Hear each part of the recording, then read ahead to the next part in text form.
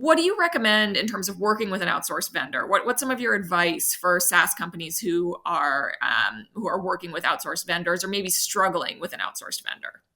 I mean, I think what's kind of key is really identifying first. I mean, this is kind of the same when it comes to like evaluating like tools or software. Like, what is your success criteria or your goals for engaging with an outsourcing provider, a BPO, right?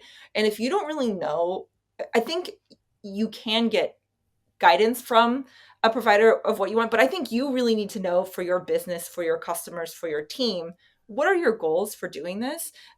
Because then I think that really determines a lot of what comes next, right? So having a clear sense of like why this is the right time to bring an outsourcing partner on and what is sort of the goal or objective.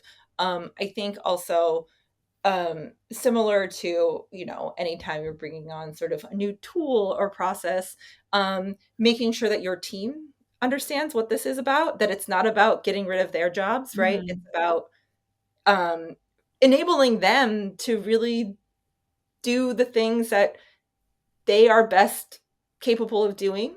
Yeah. Um, and so I think that that is kind of critical. And I think that's sometimes where there could be failures when the team isn't really fully on board with this because they haven't been brought along, right? We're like, Yeah. okay, we're just hiring the, Yeah. these outsourced agents. And so Yeah. really making sure that the team understands the why and then like what that actually means for their day to day and why Yeah. this is actually going to be a positive thing for our team and our customers, right?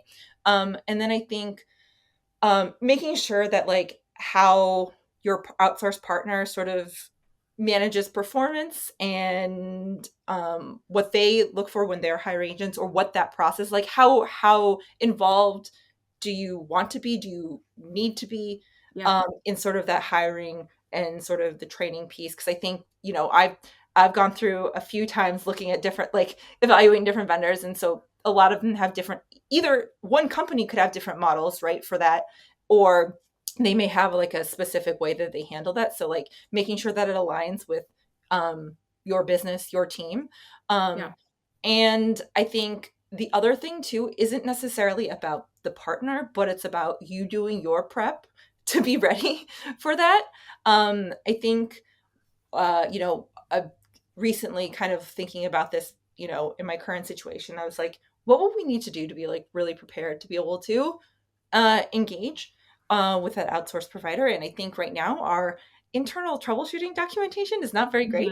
Yeah. Our like product, how this works, Yeah. documentation from like our product and engineering team is very good and thorough, but like Yeah. do not have uh matching sort of documentation about, well, like, what if it doesn't go as it's supposed to go? Right. What do you Right. do then? Yeah. So I think that is pretty critical because I think that's one thing that made the situation at Loom really successful is we had um, really good training and onboarding for the outsource team and had good workflows for them to be able to escalate questions to our internal support team and really feel like it was like a collaboration between the internal support team and the outsource support team. Hmm.